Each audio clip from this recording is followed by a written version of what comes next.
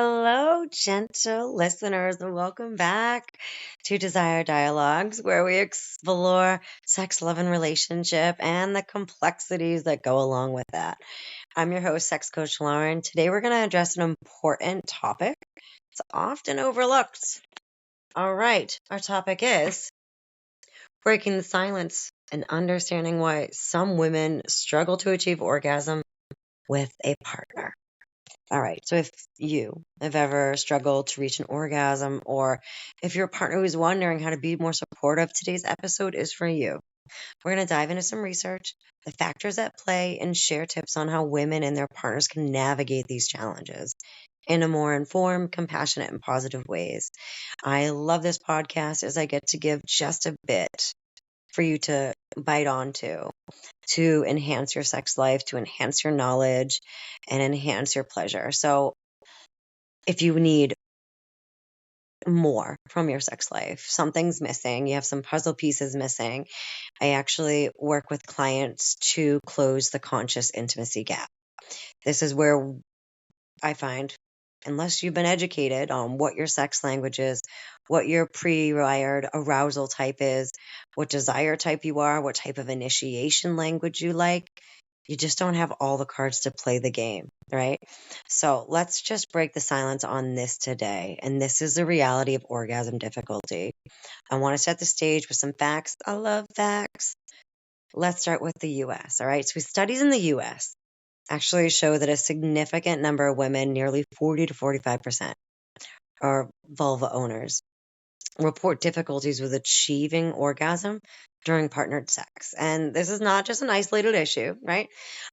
Many find that orgasm come more easily during masturbation, but less so during intercourse. And I want to highlight why.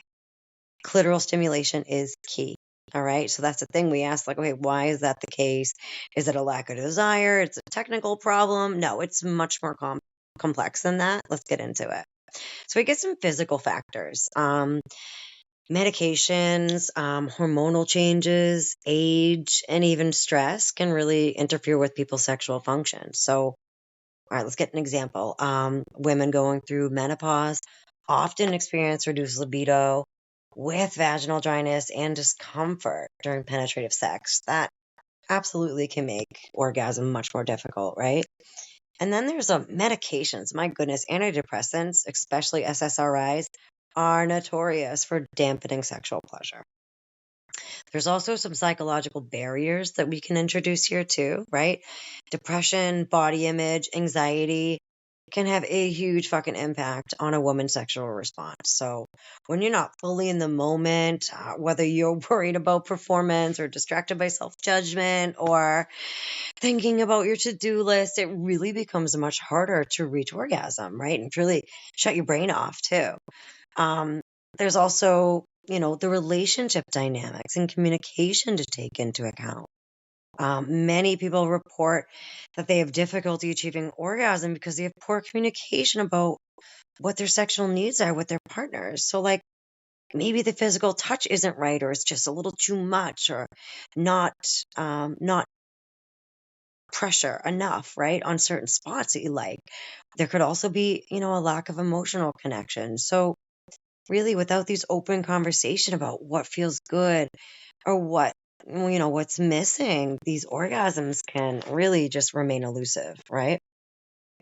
All right, so more research. So what the research is saying is that, the widespread nature of orgasm difficulty, and like the factors behind it. There was a 2017 study published by the JAMA Internal Medicine, found that nearly 1 in 2 women report experience difficulties with sexual arousal or orgasm. And while many women find that clitoral stimulation is essential to orgasm, the conventional focus on vaginal penetration, heteronormatively, right, doesn't always match what women actually need the most for pleasure. All right. There was also a 2009 study in the Journal of Sexual Medicine that revealed 70 to 80% of women need direct clitoral stimulation to achieve orgasm. But yet, this kind of stimulation is really overlooked in penetrative sex. And if something's missing that much, 70 to 80%, that is really freaking frustrating. And a lot of people are left unsatisfied with that experience. All right. So please let me highlight, get a small vibe, get a slim vibe, and focus on clitoral pleasure. All right. The more that the clitoris is enlarged and engorged, the more sensations you can feel, taking you to new heights. It is also really, really important that the more blood flows down into these areas when we're aroused, the more comfortable and lined the vaginal walls will be to cushion the blows or penetrations, right? The more blood flow we are, the more lube that we create. So please just keep in mind, tickling the skittle, that clitoris is going to be so well worth it. All right. So there was another study in the Archives of Sexual Behavior in 2020 that showed that open communication about sexual preferences leads to more satisfying sexual experiences and increases the likelihood of orgasm. But, unfortunately, many couples kind of avoid discussing sex openly. A lot of times people are really uncomfortable and vulnerable, and that's going to lead to a lack of understanding about what everybody needs, right? To feel the best. So if you're thinking, all right, well, what can we do, right? What women can do about this? And let's get you some practical tips. Good news is there's plenty of things that you can do, plenty of things that partners can do to improve your orgasm experiences. So it's really about understanding your body, learning what works, and communicating those needs clearly and without judgment. So this is my challenge to you. Here's your homework, my friends. Self-exploration is key. I'm talking about masturbation. Hey, hey, hey. So it's not only just healthy, right? It's actually an essential tool in understanding what feels good for your body. It's going to allow you to explore your body, discover what type of rhythm, touch, and pressure works best, right? Like I was talking about before. So once you understand your own sexual responses, now you're able to easily share that more with a partner. So there was a study from the Kinsey Institute found that women who engage in regular masturbation often report better sexual experiences with their partners. So number 2, clitoral stimulation. So we just acknowledge 70-80% of vulva owners need this, right? It's essential. So when your partner is aware of this and help you incorporate direct clitoral touch, oral sex, or other types of stimulation during intercourse, I really want you to know a little focus on the clitoris can go a very long way in increasing sexual satisfaction. Number 3, communicating with your partner. And I get it. This can be the toughest part for so many people, but it's also the most important. All right. And if you need help with this, I am the middle ground communication master. Okay. I absolutely help you break it down into the easiest way to share what you want without hurting your partner's feelings and getting everybody on board for what feels good for everybody, and what each partner needs to be more satisfied. This makes a huge difference. All right, so there was a 2020 study in the Archives of Sexual Behavior that showed that couples who communicated more openly about their desires were more likely to experience orgasm. So be clear about your sexual needs and don't be afraid to ask your partner for what you want. Number 4, relaxation and mindfulness. So stress, anxiety, and performance pressure can really interfere with the sexual pleasure. So if you're too focused on whether or not you're going to have one, it can really be all consuming, right? Um, and the more you focus on it, the harder it can be to achieve. So mindfulness, relaxation techniques, and focusing on pleasure rather than the orgasm can reduce your performance anxiety and helps you stay in the moment. So sometimes just taking a step back and letting go of those expectations can help that orgasm come more easily to you. Experiment with different positions, techniques. A lot of this with achieving orgasm requires some trial and error, right? Experiments with different sexual positions to see which ones help you climax easier. Positions that may allow for more clitoral contact, better angles can make a huge difference. So don't be afraid to explore new things, whether that's using toys, changing up foreplay, or adjusting your rhythm during sex. It can all definitely help. So definitely seek professional help if that is needed. All right. Just like I said, I am your coach. I am your advocate. We will customize your pleasure plan. And a sex coach can also help you address any issues related to sex.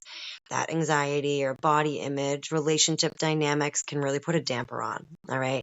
That can really cause any sexual, issues for you. So I really want to paint a bigger picture here of letting go of what the perfect orgasm looks like. All right. I want you to think of dinner and then orgasm is a dessert, right? So sex is dinner, but orgasm is a dessert, right? So the whole time you will focus more on pleasure than the big O. So like before we wrap up, I really just want to take a moment to acknowledge, there is a lot of pressure to achieve that perfect orgasm. And it can also be the thing that like prevents you from having one, right? Society truly tends to focus on orgasm as this ultimate goal, but pleasure doesn't have to end with orgasm. The sexual satisfaction can be about connection, intimacy, and simply enjoying the experience, even if orgasm isn't the end result, right? So, just for many women, the expectation that orgasm is the ultimate goal creates that performance anxiety and a little bit of stress, making it more difficult. So, when we reframe pleasure as a holistic experience rather than the destination, I really hope that this can help relieve some of that pressure and make space for more satisfying, less stressful sexual encounters for you. So, my friends, if you're someone who's struggled with achieving orgasm, you're not alone. It's not your fault. There's plenty of factors at play from physical, emotional to relationship. And really just kind of understanding those dynamics can help you and your partner or partners create a more fulfilling sexual experience. Like you want that, right? You deserve that, right? So don't forget communication, self awareness, compassion, and new knowledges are really keys to navigating these challenges, right? New ways of looking at this. So your pleasure your pleasure really matters here, whether that's through orgasm or other forms of satisfaction. So please be patient with yourself and your partner and explore what feels good, while you work on creating that supportive, understanding sexual relationship, right? So break free from those limitations so you can really enjoy sex on your terms. So, thank you so much for joining me today on this episode. If you found this helpful, don't forget to subscribe, give us a follow, share it with your friends, and even leave a review. So I'll be back soon with more juicy details on how to unlock full potential of your sexual health and intimacy. So until next time, embrace your pleasure, right? In whatever form it takes. Pleasure comes in many forms. Do you desire to grab it? Until next time.